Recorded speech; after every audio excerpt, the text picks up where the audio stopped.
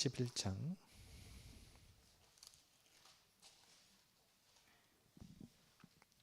창세기 11장 10절부터 26절.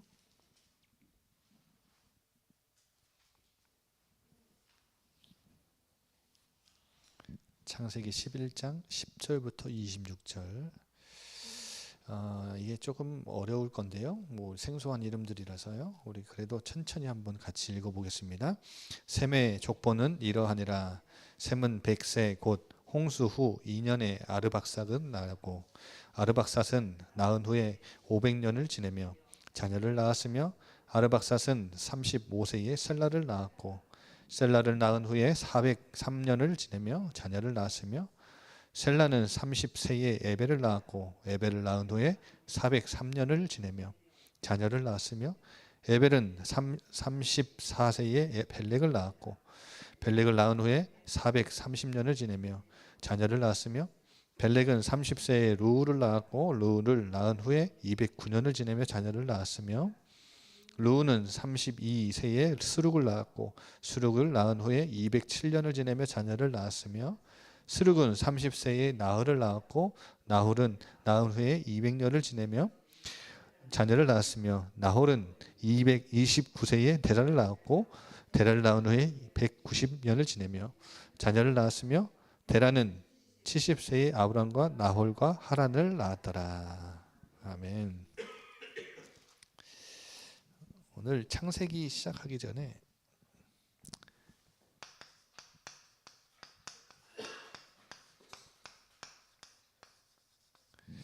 창세기 개론을 좀 설명드리겠습니다. 창세기는 우리에게 있어서 굉장히 친숙한 책이죠.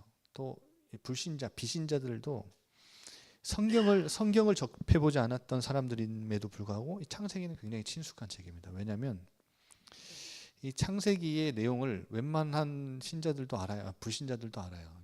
천지창조, 그리고 노아 홍수 이런 거 알죠. 그리고 바벨탑 이런 거는 불신자들도 막 영화로도 보고 막 여러 가지 이야기 들어서 알아요. 그런데요, 우리 현대 독자들이 이 신자들이 이 창세기를 읽을 때 굉장히 친숙하지만 또 어찌 보면 낯선 책이에요. 왜냐하면 이해하기가 되게 힘들어요. 왜냐하면 창세기를 우리가 잘 이해를 하려면 구약의 지리적, 역사적, 그리고 언어적, 문화적 이런 것들을 알면 굉장히 쉽게 빠르게 이해할 수 있는데 굉장히 거리감이 있죠. 그때 당시에 이런 역사적인 배경이나 이런 것들을 우리가 알기가 참 어려워요. 그래서 현대 독자들은 그냥 읽지 막 그렇게 깊이 있게 이해를 할 수 있는 책은 또 아닙니다. 근데 또 어려운 이유 중에 하나가 뭐냐면 가장 긴 시대를 가장 짧게 다룬 책이에요. 왜냐? 여러분 창세기 1장에 언제부터 시작하죠? 뭐부터 시작하죠? 창세기 1장? 가장 먼 천지 창조 이야기부터 시작해요. 지금으로부터 가장 멀어요. 그리고 여러분 아브라함, 이삭, 야곱, 뭐 이스라엘 민족 이런 이야기 나오는데 이 사람들은 주전 2000년 대 사람들이에요. 2000년 대. 지금 우리가 2025년을 살면 주후 2025년이니까 이제 4000 몇 년대 사람들인 거예요. 4000년 전의 사람들인 거예요. 자, 한번 봅시다.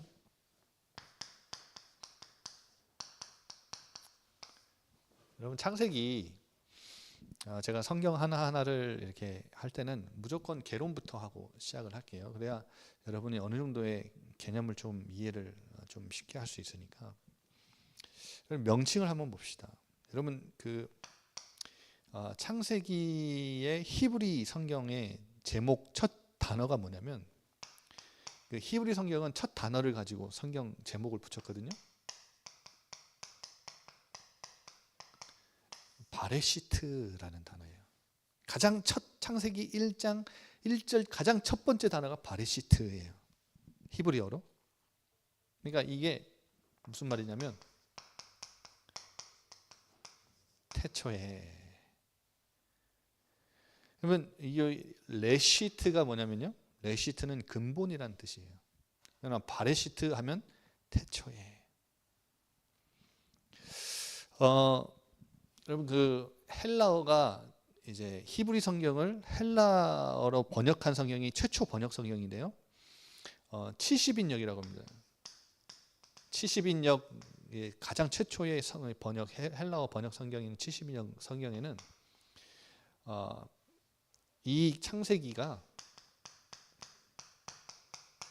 창세기 제목이 뭐냐면 게네시스 이렇게 되어 있습니다. 게네시스 뜻이 뭐죠? 발생, 계보, 기원, 혈통, 출처. 어디서 좀 많이 보셨죠? 하나만 그으면 뭐죠? 제네시스죠. 영어가 여기서 나온 거예요. 이 헬라에서 나온 거예요. 그래서 어떤 목사님은 우스갯소리로 성경에서 이름 딴 제품들은 다 잘 된다고. 제네시스 차 되게 잘 나오잖아요. 이삭 토스트. 이삭 토스트도 사실 크리스찬인 거 아시죠? 백종원 씨가 요즘에 난리던데 백종원 씨랑 개념이 완전 달라요. 이삭 토스트는 실제로 그 매장 내려면 그 자기 크리스찬인 거 목사님한테 사인 받아가야 됩니다. 그리고 이제 가까이 매장이 있으면 안 내줘요. 그리고 마진을 안 떼먹죠. 그러니까 이삭 토스트 운영하시는 분이 크리스찬이에요. 사장님이. 굉장히 선하게 이렇게 사업을 하시죠. 그러니까 여러분 제네시스가 영어로 있는데 헬라어가 게네시스예요. 뜻이 뭐냐? 발생, 기원, 계보. 실제로 우리나라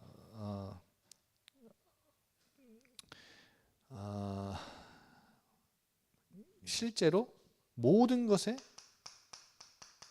시작과 기원이 담겨져 있는 책이죠. 여러분 처음에 펴자마자 1장에 우주의 시작. 이거 우리에게 보여줘요. 천지 만물의 시작. 인류의 시작. 안식의 시작. 죄의 시작. 구원의 시작. 예배의 시작. 문화의 시작. 선택받은 백성의 시작. 12지파의 시작.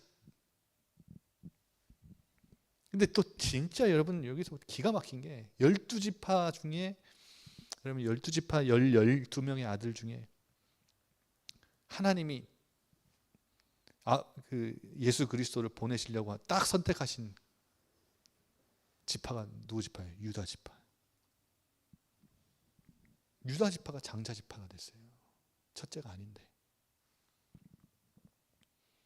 여러분 보세요. 이게요. 모든 시작과 기원이 담겨져 있는 책이 바로 창세기입니다. 우리말 성경에는 창세기 이렇게 되어 있죠. 창세기. 말뜻이 뭐죠? 세상 창조에 대한 기록이다 이렇게 되어 있죠. 이게 우리말의 원어민 뜻입니다. 근데 단순히 이제 시간적 관점에서의 시작뿐만 아니라 아까 말씀드린 대로 모든 성경의 시작과 기초가 창세기고 인간 존재의 시작과 방식과 목적이 창세기에 담겨져 있고 또 우리 인간의 삶의 신앙의 근본이 바로 창세기에 담겨져 있어요. 그래서 여러분 인간이 인간다우려면 뭘 알아야 돼요? 창세기를 알아야 돼요. 이 지구가 지구다우려면 창세기를 알아야 돼요. 그냥 뭐 근본으로 돌아가는 게 전부니까요. 근본을 알아야 돌아가죠.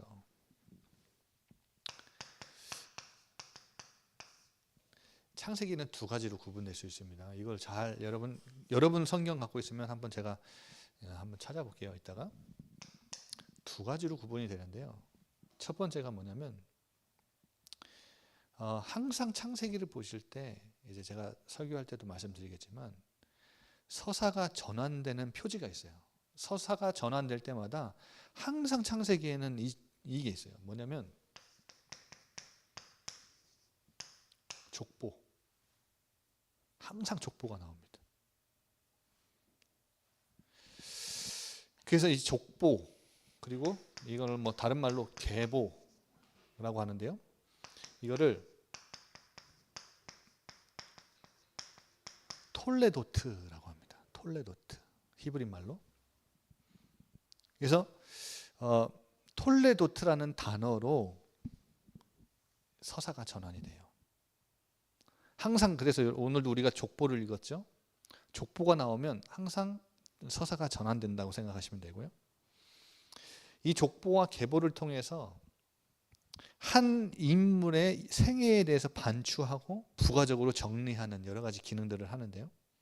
항상 중요한 인물 이야기가 시작될 때는 이 족보와 계보로 시작을 하고 또 마무리하기도 합니다. 그래서 제가 한번 적어 드려 볼 테니까 한번 적지 않으시는 분들은 한번 눈으로 한번 찾아보실래요? 창세기 1장 1절부터 2장 3절까지 서론이 나오는데요. 천지 창조에 7일 동안 하나님이 천지를 창조하셨는데 진짜 중요한 게요. 창세기 2장 4절이에요. 제가 나중에 2장 4절 설교할 때 말씀드리겠지만 앞에까지 1장까지는 뭐냐면 그 하나님이라는 단어가 히브리어로 엘로힘입니다. 그런데 2장 4절부터는요. 하나님이라는 단어 앞에 뭐가 붙어요. 한번 보세요. 그럼 2장 4절 한번 보세요. 1장 3절까지는 다 하나님이에요. 2장 3절까지는 다 하나님이에요. 그런데 이 하나님이라는 단어를 2장 3절까지는 엘로힘이라는 단어를 그냥 엘로힘 하나님 이렇게 안 쓰고 그냥 하나님이라고 썼어요. 천지를 창조하신 창조주 하나님을 엘로힘 하나님이에요. 근데 2장 4절부터는 뭐가 붙죠? 앞에? 여호와 하나님. 5절에 여호와 하나님. 그렇죠? 여러분 15절에 여호와 하나님, 16절에 여호와 하나님, 18절에 여호와 하나님, 19절에 여호와 하나님, 21절, 22절 이게 뭐냐면 엘로힘 하나님이 아니라 여호와를 여호와 하나님이라고 표기를 해놓은 거예요. 그러니까 하나님을 여호와라고 표시를 해놨어요. 이게 무슨 말이냐면 이게 나중에 설교할 때 설명을 2장 들어갈 때 설명을 드리겠습니다만은 의미가 있어요. 근데 2장 4절부터 2장 4절 보세요. 하늘과 천지가 창조될 때에 하늘과 땅의 내력이니 이 내력이라는 단어가 바로 톨레도트예요. 그 이후부터 하나님이 누굴 창조하시죠? 에덴 동산에 아담과 하와를 지으시죠. 그래서 2장 4절부터 이 하늘과 땅의 내력 서론에 딱 마무리를 하고 이제 서사가 전환되는데 에덴 동산에서 아담과 하와와 함께 하시는 하나님이 쫙 여호와 하나님, 인간과 교제를 맺으시는 하나님이 쫙 나오죠. 인간과 언약을 맺으시는 하나님이 여호와 하나님이에요. 관계를 맺으시고 사랑을 나누시는 분이 여호와 하나님이에요. 근데 어디까지 쭉 이 아담의 후손들이 어디까지 나오죠? 4장 26절까지 나와요. 그리고 5장 1절 보세요. 5장 1절 보시면 이것은 누구의 계보라? 아담의 계보를 적은 책이니라. 여기도 계보라는 단어가 나오죠. 그게 바로 톨레도트예요. 근데 이제 아담으로부터 해서 노아까지 이야기가 6장 8절까지 나오고요. 이제 6장 9절 한번 보세요. 6장 9절. 이것이 누구의 족보니라? 노아의 족보니라. 그래서 홍수 이야기가 나오죠. 9장 29절까지 노아 이야기가 쭉 나오고 10장 1절 보세요. 10장 1절. 노아의 아들 셈과 함과 야벳의 족보는 이러하니라. 이 족보라는 단어가 톨레도트예요. 이제 노아의 후손이 11장 9절까지 나오고 11장 10절 보세요. 11장 10절에 누구의 족보가 나와요? 오늘 읽은 본문이죠. 저희가 읽었죠. 셈의 족보가 나와요. 그러니까 노아의 세 아들 중에 누가 중요하다는 거예요? 셈이라는 자가 중요하다는 거예요. 셈을 통해 하나님 새로운 시작을 하신다는 거예요. 셈의 후손을 통해서. 이렇게 족보가 나오고요. 이제 11장 27절 보세요. 11장 27절. 우리 읽은 본문 다음이죠. 데라의 족보는 이러하니라. 데라가 누굽니까? 데라가 누구예요? 아브라함의 아버지예요.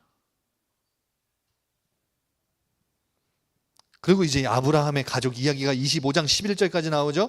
그리고 25장 12절. 조금 텀이 길어집니다. 25장 12절에 여러분 여러분이 갖고 다니는 성경이면 표시를 해두는 게 좋아요.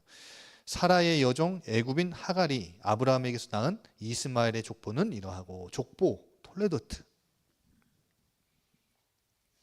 그리고 25장 19절. 25장 19절에 뭐라고 나오죠? 아브라함의 아들 이삭의 족보는 이러하니라. 그리고 나서 이제 25장부터 35장 29절까지 이삭의 이야기, 야곱의 이야기가 쭉 이어집니다. 36장 19절. 36장 19절 찾아보세요. 그 땅에서 곧 에돔의 자손으로 족장된 자들이 이러하니라. 36장 19절. 에돔의 36장 9절이에요. 9절. 세일산에 있는 에돔 족속의 조상 에서의 족보는 이러하고, 이렇게 돼 있죠. 36장 1절과 9절입니다.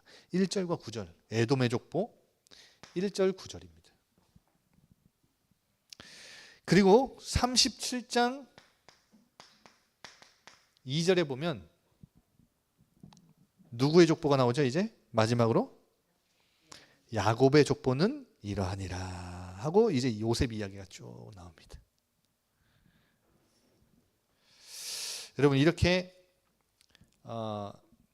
족보로, 계보로, 톨레도트로 창세기는 구분이 될 수 있어요.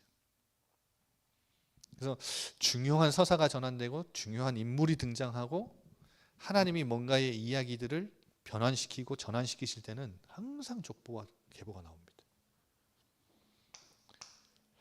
그리고 두 번째로, 여러분, 내용상 구분할 수 있는데요. 내용으로 구분할 때는 두 가지 내용으로 구분할 수 있습니다. 첫 번째가 뭐냐면 1장부터 11장까지가 바로 여러분이 잘 알고 있는 원역사 이야기예요. 원역사. 그리고 12장부터 50장까지 이야기가 바로 이렇게 나누면 족장사. 이게 아브라함을 시작으로 해서 아브라함, 이삭, 야곱, 이 사람들 족장이라 해서 족장사가 50장까지 이어집니다. 원역사 이야기에서 가장 중요한 게 11장까지 이야기 중에 가장 중요한 게 뭐죠? 천지창조.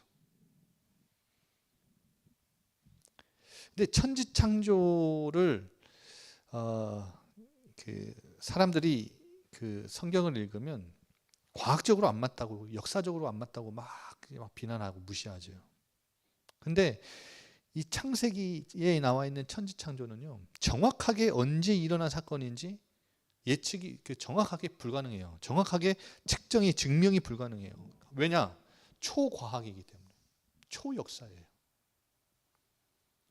그래서 실제로 어떤 학자들은 이제 첫째 날 뭘 만드시고 둘째 날 뭘 만드시고, 이게 지금 우리가 지내고 있는, 자고 일어나면은 그 날의 개념이 아닐 것이다, 이렇게 얘기하는 학자들도 있어요.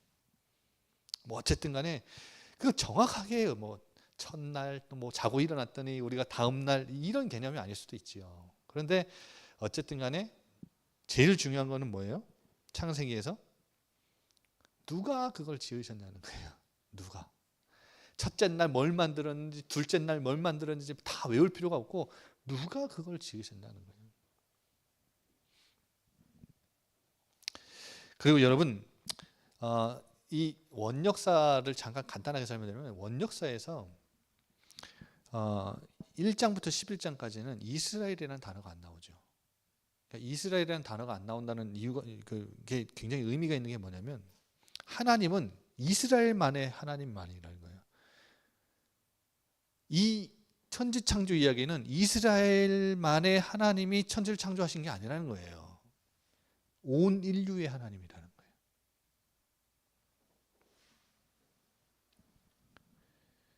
그러면 이 성경은 누구만 다룬 책이 아니에요? 이스라엘만의 역사책이 아니라는 거예요.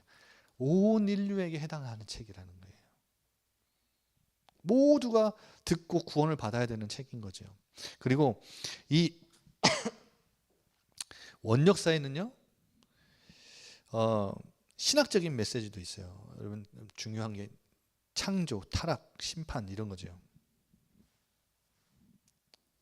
그래서 여러분 이거는 제가 이제 1장부터 이제 저희가 다음 주부터 볼 건데 이제 창조부터 볼 거고 이제 3장에 보면 타락도 나오고 이제 하나님이 심판하시는 것도 나오고.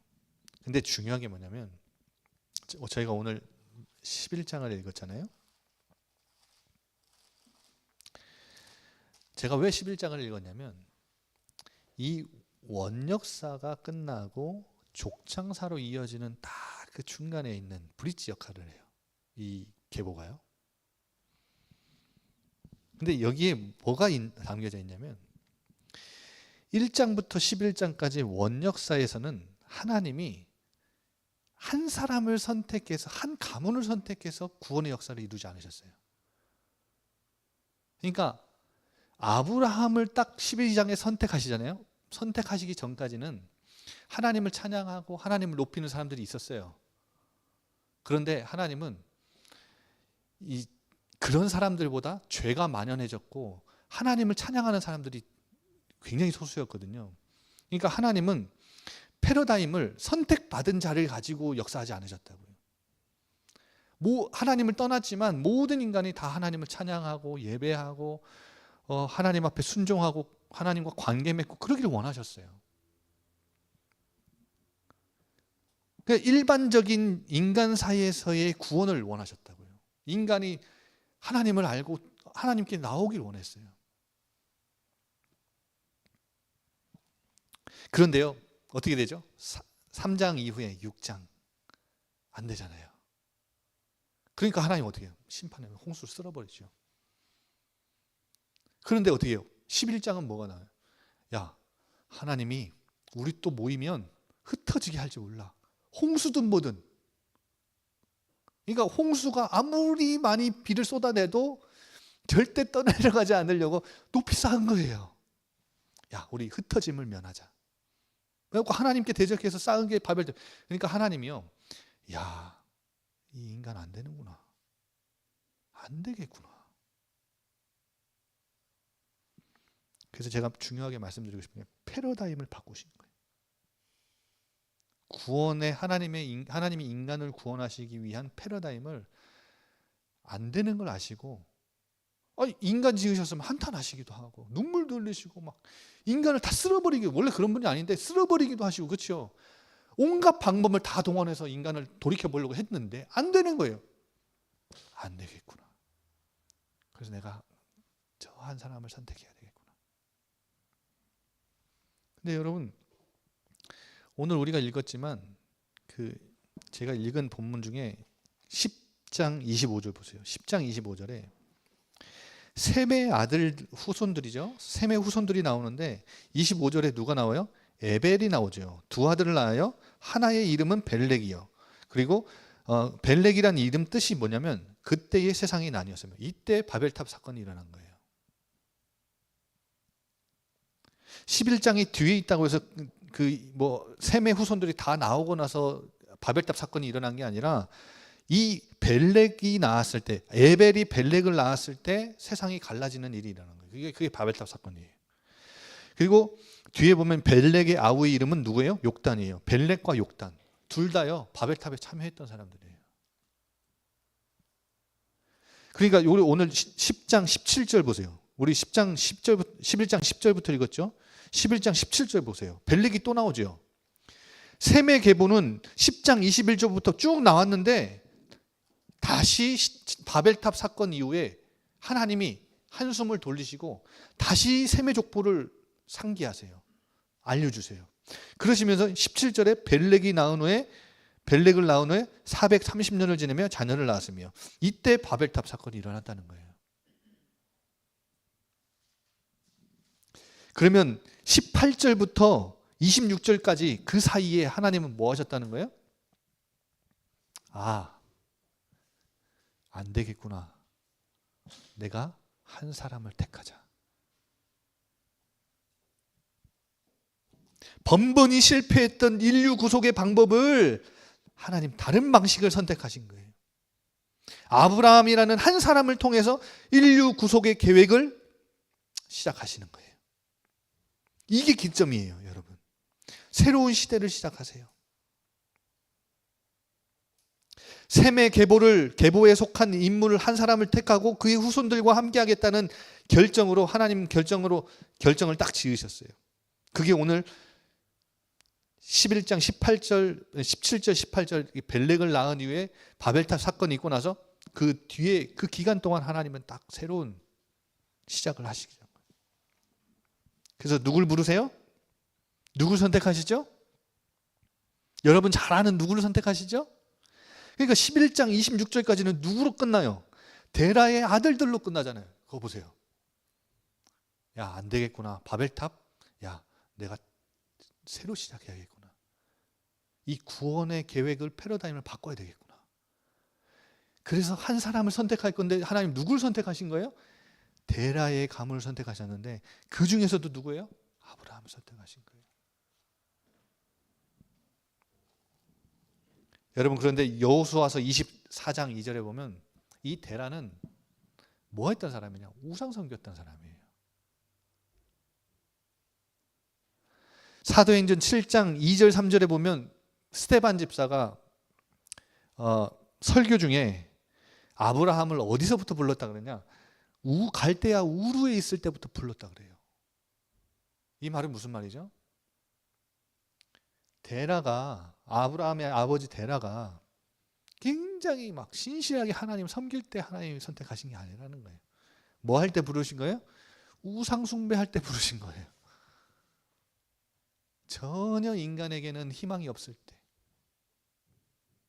구원의 계획이 실행되지 않는, 전혀 아무것도 보이지 않는 까마득한 그 흑암 속에서 하나님은 아브라함을 선택하신, 부르신 거예요.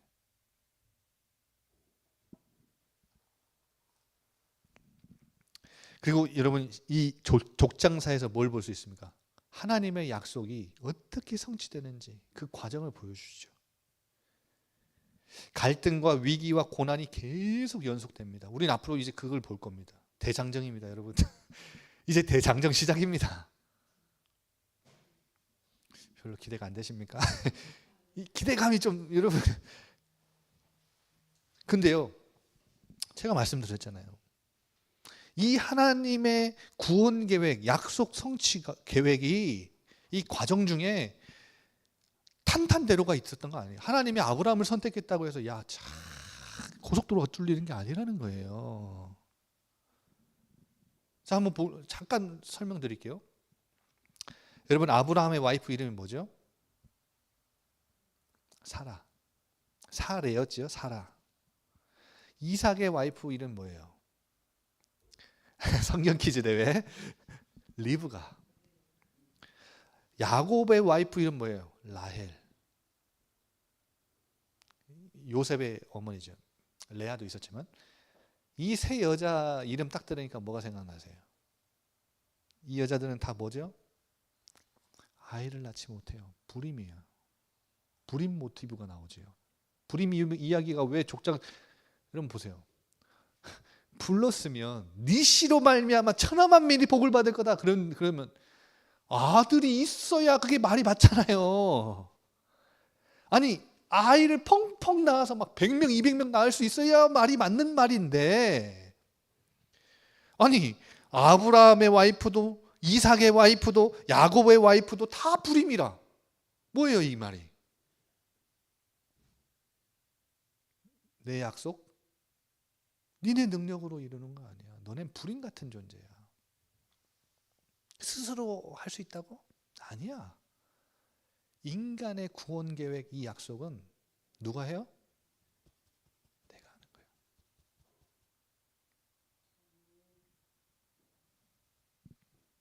여러분, 아브라함과 이삭은 똑 닮아가지고 아버지 똑 닮아가지고 이방인 군주에게 아내를 거짓말하고 뺏기죠. 야, 어떻게 아내를 누이라고 말하는 것도 똑같아? 그리고 뺏깁니다. 심지어 여러분, 아브라함의 와이프 사라는 너무 예뻤어가지고 애구방이 데려가가지고 아내 삼으려고 딱 하니까 여러분, 하나님이 딱 막으시죠. 여러분 보세요. 하나님이요 막 달려들어서 개입하시잖아요. 그러니까 아브라함은 멸망해야 되는데 그 왕을 속였잖아요.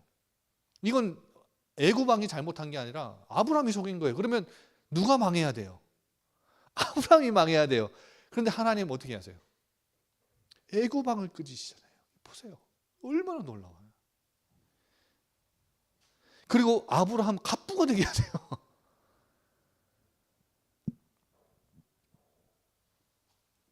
여러분 보세요. 아내 뺏겼죠. 아내들은 애도 못 낳죠.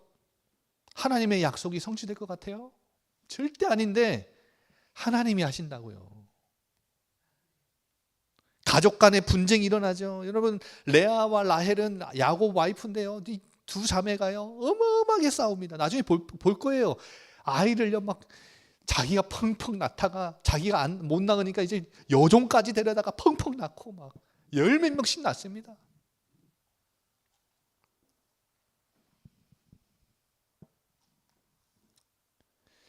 이방인들과 분쟁도 일어나죠. 또 가나안 환경적으로 좋냐? 아니요. 아브라함은 가나안 땅, 약속의 땅 들어가자마자 기근만 났어요. 여러분 보세요.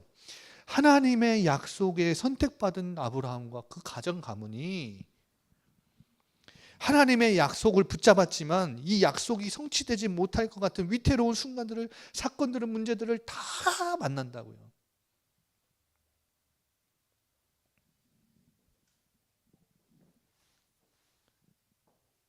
그런데 하나님은 그런 것들을 허락하신 이유가 또 있어요.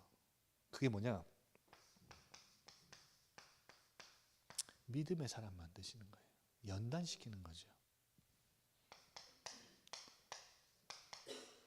순종의 사람 되게 하려고.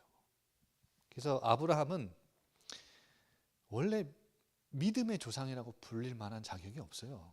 물론 갈대아 우르에서 나온 것도 대단한 믿음이긴 하지만 여러분, 아브라함은 우리가 행적 하나하나 살펴보면요 그 안에요 얼마나 연약한 우리와 똑같은 모습들이 담겨져 있는지 몰라요. 그런데 아브라함은 결국은요 그 믿음이 나중에는요 하나님 보실 때 인정을 받아서 모든 후손들에게 믿음의 조상이라 불려요. 통과한 거예요. 마지막 시험이 뭐였죠? 100세에 얻은 아들을 죽이려고 해요.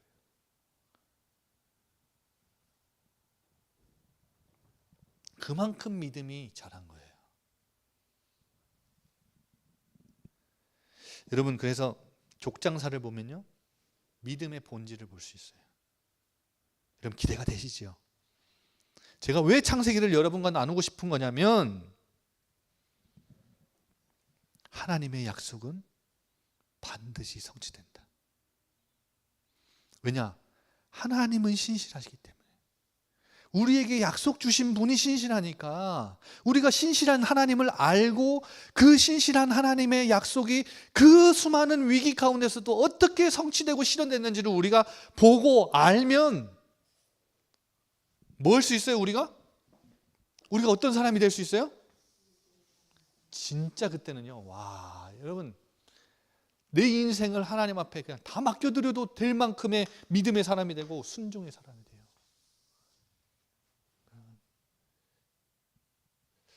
그래서 저는 신실하신 하나님을 여러분이 만나고 이런 사람이 되기 원합니다. 그래서 창세기를 보고자 하는 거예요.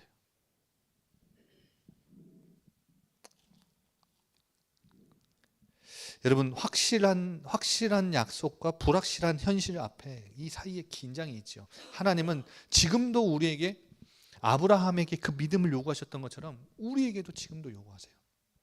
오늘도 우리는 믿음을 붙잡고 믿음 선택해서 살 수 있지만 불확실한 현실 앞에 약속을 놓쳐버리고 잊어버리고 사는 삶도 내 앞에 있어요.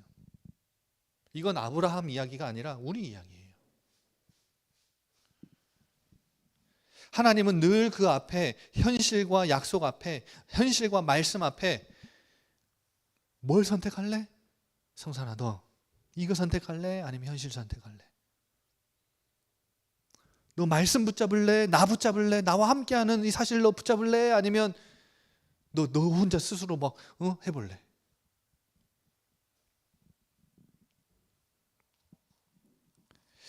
근데요 이 사람들이요 자라나는 과정을 보면요 여러분 당장 눈에 보이는 응답 없고 해결 안 되고 상황 변화 안 됐어요.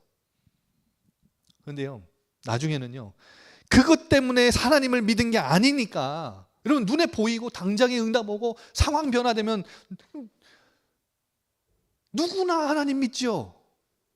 아무나 다 믿죠. 여러분 불신자도 믿을 거예요. 좀 보세요. 지금 골프 소리 나는데 골프 치는 저 사람들에게 갑자기 골프 치는 그 공간에 하나님이 탁 등장하시려고 야 이놈들아 2층에선 예배 드리는데 너네는 골프 치고 있냐 이러면 저 사람들요 어이구 하면서 올 거예요. 안 믿지 않을걸요. 우리도 마찬가지예요.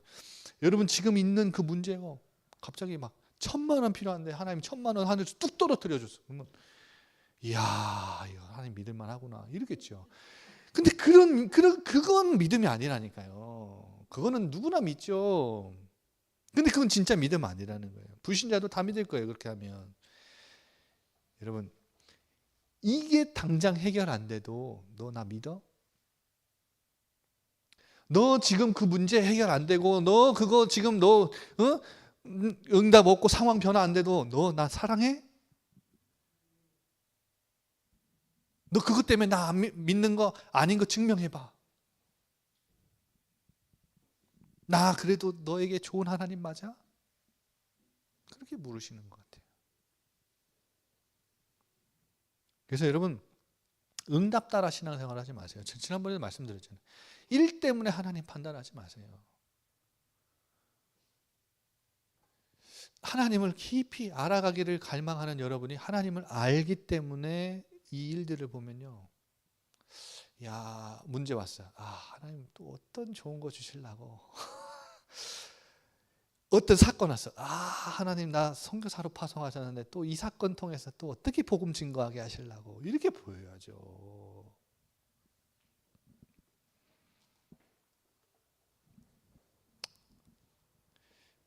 저는 여러분이 제 인생을 다 알진 못하시지만 제가 삶 속에서요 이거를 철저히 훈련받고 지금도 배우고 있는 중이지만 제 인생에서 인생의 고백이에요. 고백. 워낙 문제가 해결 안 되니까 이 문제 때문에 너무 엎드려서 기도하고 간구하고 하는데요 안 들어줘. 하나님 역사 안 해. 그때 저한테 딱 하나님 질문하시는 거예요. 너 그것 때문에 나 믿었어?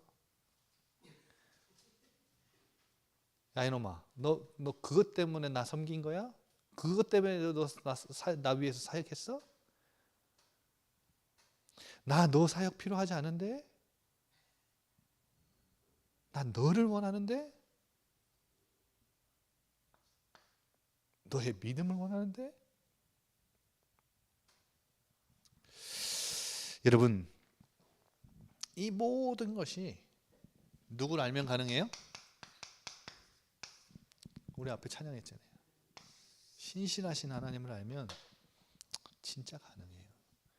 그래서 뭐 없어도 뭐 안 와도 하나님 한 분으로 만족할 수 있어요. 저는 신앙의 완성이 있다면 하나님 한 분으로 만족하는 거라고 생각해요. 하나님 한 분으로 충분한 거. 그러니까 이 말은 뭐가 진짜 내게 없어도 내가 지금 원하는 거 그거 안 와도 그냥 하나님이 나와 계시다는 거, 하나님 나와 함께 하시다는 거, 하나님이 나의 아버지시라는 거 이거 하나만으로도 그 세상적인 거 육신적인 거 안 와도 돼. 내가 원하는 거 안 와도 돼. 그거 별거 아니야. 그렇게 여기는 거 충분한 거.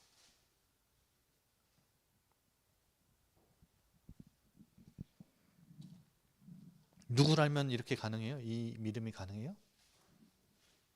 신실하신 하나님을 알면 가능해요. 그래서 내일부터 다음 주부터 우리는 창세기를 하나하나 살펴볼 거예요. 근데 진짜 재밌는 이야기는 아까도 말씀드렸지만 여기서부터 시작인데 이 전까지는 조금 재미없을 수도 있어요. 근데 이건 재미를 떠나서 모든 것의 시작, 기원을 우리가 발견하고 또 볼 수 있고 확인할 수 있는 시간일 겁니다. 여러분 기대되시죠? 우리 한번 그 기대감을 가지고 기도합시다. 하나님, 다음 주부터 우리가 창세기를 볼 텐데 신실하신 하나님을 내가 더 알고 싶습니다. 그래서 하나님 이 땅을 살아가면서 하나님의 신실한 친구가 되고 싶습니다. 믿음과 순종의 사람이 되고 싶습니다. 하나님을 기쁘시게 하고 영화롭게 하는, 또 하나님을 즐거워하는 그 하나님의 사람이 되고 싶습니다. 나에게 말씀을 통해 깨닫게 해달라고, 은혜 달라고. 우리 한번 다 같이 기도하겠습니다. 아버지 하나님 감사합니다.